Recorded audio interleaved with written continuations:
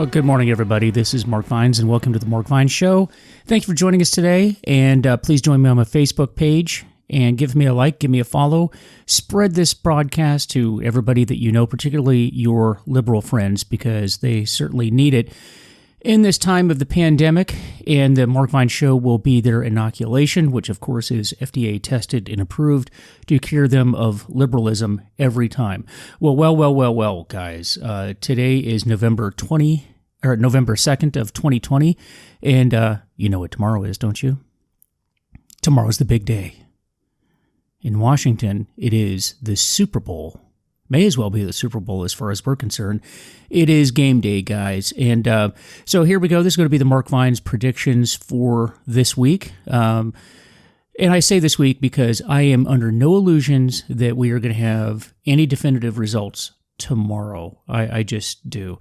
Because, you know, this is, the Democrats just drag this stuff out now on and on and on. We are not going to have the results tomorrow. I don't believe. Not unless one of the two candidates just has a crushing, decisive victory. Can that happen? Yeah, it absolutely can happen. And I think the reason that can happen is this. The polls, which I don't believe to begin with, I mean, you saw what happened in 2016, how horribly wrong they were, but that being as it may, I don't believe the polls, number one. But just stay with me here for a second. Just play along with me, will you? Even if you want to believe the polls, they're close, right? They're close. Now, what do we know? What do we know about this particular election? We know that mail-in voting has never occurred at the rate that it has in this election. Absentee ballots have not occurred at the rate that they have in this election. Who does early voting? Now, military people and people that are forced away from their homes, I mean, meaning that you work for the government and you're overseas, or you just can't live in your hometown because of your service to the government. I mean, those have been around for a long time. I voted absentee ballot when I was in the military and overseas. And actually, when I was stateside in Virginia, my home record was in Florida, but you know, there's nothing you can do about that. But let me just focus on the mail-in ballots. What do we know about them? We know that it's the larger proportion of the mail-in ballots are Democrats. We know that. Now, a lot more Republicans voted by mail than was expected, but still the vast majority of mail-in ballots are Democrats. Now, the problem with that is that the Democrats did not vote a proportion that the Democrats were expecting to have a crushing victory. They just didn't. Now, what do we also know? That most Republicans, and this is where that Trump is going to get it, where he's going to win the election.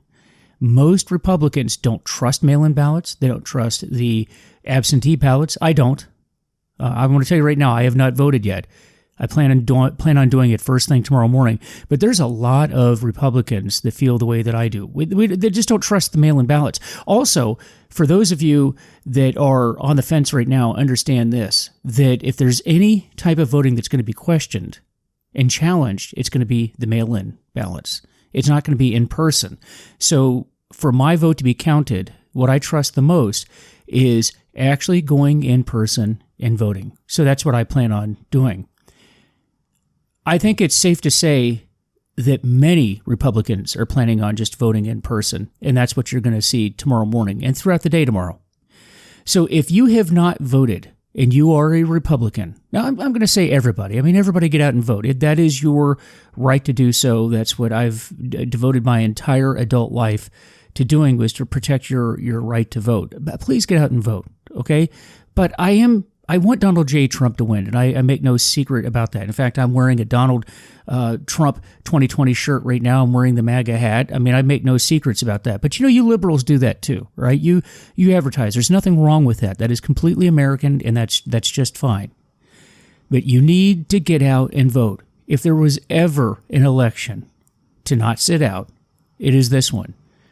Now, as a political science major, I'm going to tell you that no elections should be sat out. It really disappoints me to see the midterm elections and the way that people just don't show up. That's a real pet peeve of mine as well. But we're talking about tomorrow, and tomorrow is not a day to sit out. tomorrow is a day to go and cast your vote. Now, why is that? Why is that? Because here's what lays in the balance, guys. I want you to really think about the two Americas that we are facing. Is there any doubt in your mind that a Biden-Harris presidency will be disastrous for this country? Is there any doubt in your mind about that? Just look at the last debate. Who of the two people on that stage, A, has the stamina to be the president of the United States, to challenge world leaders, to go to the meetings, to fly around the world, to challenge dictators, to exhibit the sign of strength and confidence? Who of the two?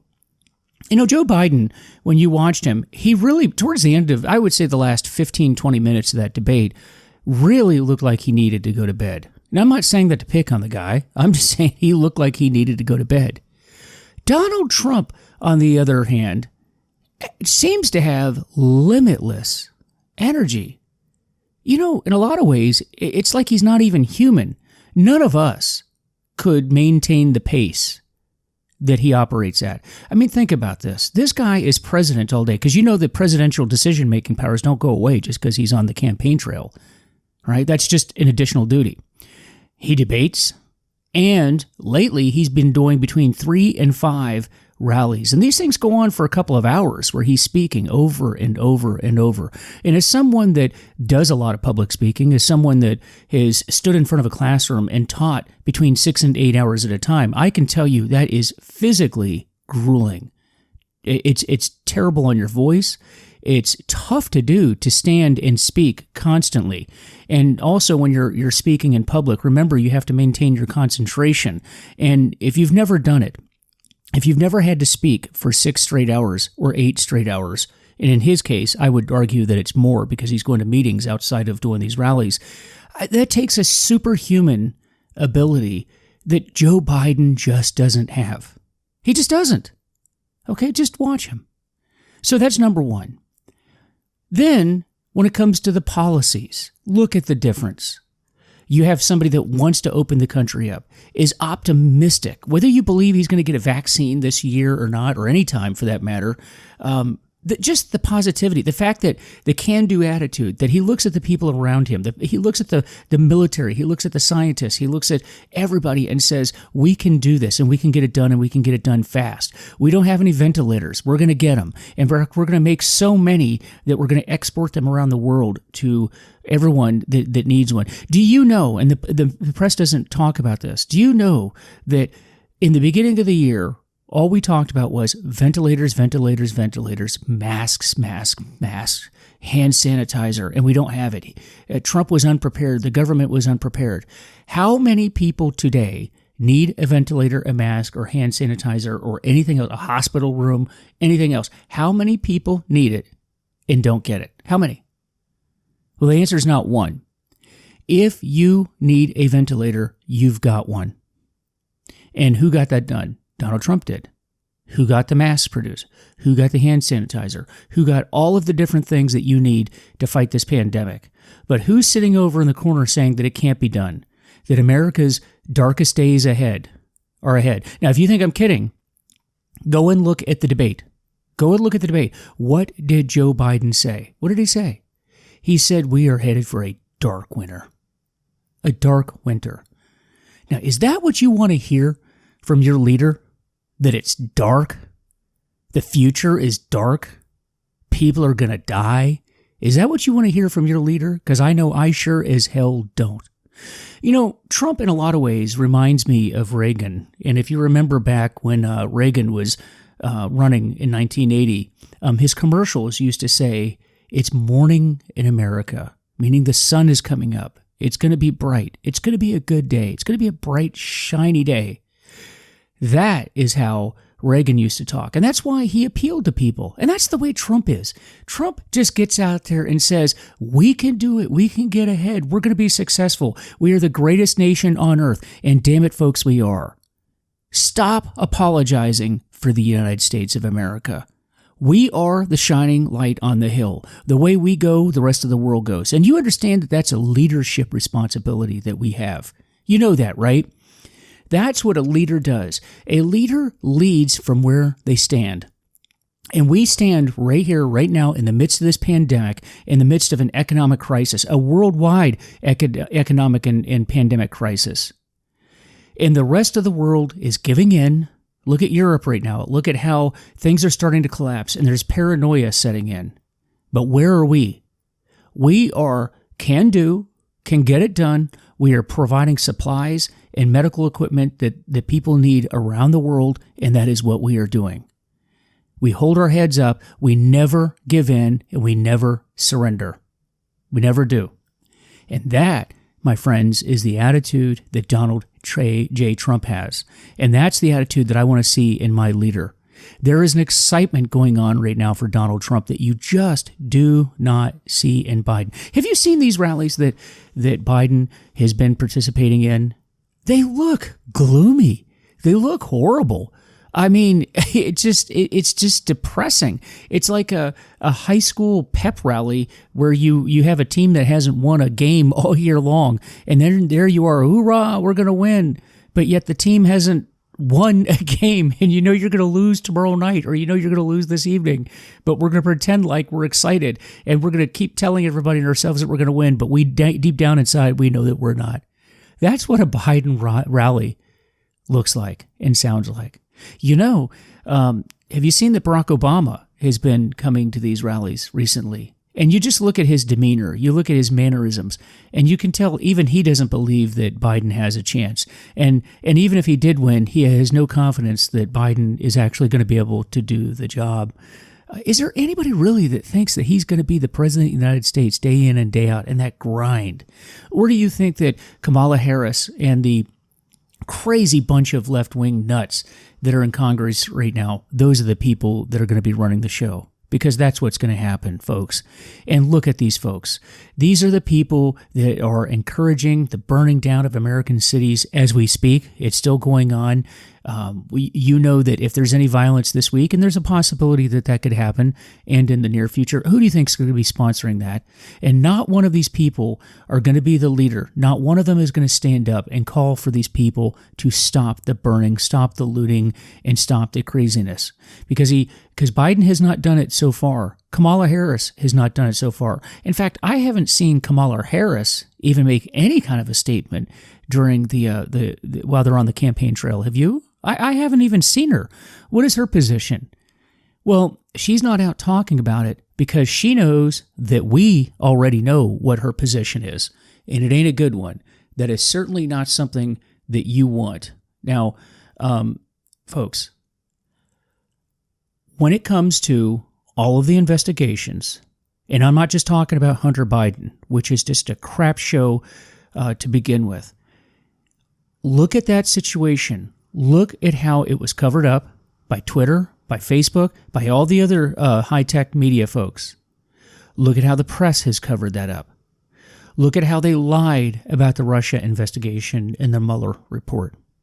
Look at how they lie about Trump, claiming that he's a white supremacist.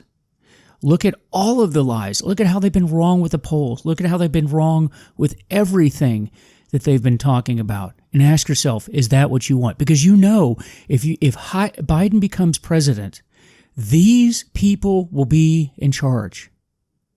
And we still have the FBI investigation. We still have the crimes that were committed by James Comey, Andrew McCabe, Peter Strzok, and all of the others. And they need to be held accountable for what they did to this president and to this nation. Folks, you do understand that if Biden wins the election, those investigations go away. You realize that, don't you? This cannot be allowed to happen. What happened to Carter Page, where these FISA applications were falsified and signed, and an American citizen, meaning Carter Page, was under surveillance, both physically and electronically, with no justification to do so, and then they lied about his role in working with the CIA. Remember, if they can do that to Carter Page, they can do that to you, and they can do that to me, and then they can lie about it. Now, I'm not a conspiracy theorist. I'm just telling you this has happened. I'm not making this up. This actually happened. And just remember that if Biden gets elected, that stuff goes away. Remember, Obama targeted American citizens with the IRS. We have intel chiefs, former intel chiefs, that lie about the information the CIA has. And then they've been lying all along. These people need to be held accountable. And I'm telling you right now, if Biden gets elected, all of that stuff goes away, and then we are going to be under the thumb of all of these people, and you are really, really not going to like that. Joe Biden, one final thing on him. Understand what is coming forward on his son's laptop, taking money from the Chinese, from the Russians, from Kazakhstan, from the Ukraine, and other parts of the world. This is a man who, while he was sitting vice president of the United States, was taking money from these countries. Therefore, he is under their influence. Therefore, he can be bribed, etc., etc. And then he will become president of the United States. He's not. He's a national security risk when you look at it in that regard. He's not capable of being president, and he could possibly be impeached going in. And this is going to be a real impeachment if that happens. It's not going to be this stupid crap that they did with Donald Trump. This is going to be a real problem for Joe Biden. And understand that if you vote for Joe Biden and he gets into office, the first order of business is going to have to be to remove him from office. And then what are you left with? You're left with Kamala Harris. And this is a woman that she was so unpopular, she could not even get 1% of the Democrat vote, not the total vote, the Democrat vote. She never made it to Iowa, folks. Do you understand that? The Democrats didn't even like her. No excitement there whatsoever. But God forbid she gets into office and then becomes the president. Her policies are so left-wing that they're socialist, maybe even Marxist. And you can kiss entire industries in this country, oil in particular, the energy industry in particular, are gone. And God knows how many jobs that's going to be in the United States. So folks, keep your head up. I'm excited. I think the media is wrong. I think they've always been wrong. Just think of what story have they been correct about in the last 40 years? Just think of it that way. One of the best ways to predict the future is to look at the past and look at history. And their history is not good. And with that, guys, tomorrow, get out and vote. Get out and vote. Be excited. Show the energy. Let's pray. Let's pray for this man. Let's pray for this country. And folks, I hope that if you have not voted yet, I'm asking you, in fact, I'm telling you, get out and vote. Vote tomorrow. And I will do a show tomorrow as the day unfolds, and then we will do an analysis after the election. But folks, I just really appreciate you listening to me today. Again, to check out the Mark Vine Show Facebook page. Give me a like. Give me a comment. Nice comments, please. Well, actually, I don't even care if they're nice. Just give me comments, because I know that if you say something negative to me, that's because I've said something that has sparked some thought in you. And that's really what this is all about. Engagement. Let's talk about these issues and let's debate these issues. That's what we do in America, right? That's what separates us out from everybody else. But I really do appreciate you listening, and I look forward to talking to you in the coming days, folks. And it's good to be back. I was out in Ohio for the week, but I'm back in Northern Virginia right now, which is a Democrat stronghold. I'm behind enemy lines, waiting for SEAL Team 6 to come in and rescue me. And it could happen in a minute now, so I need to get going in case they come through the door.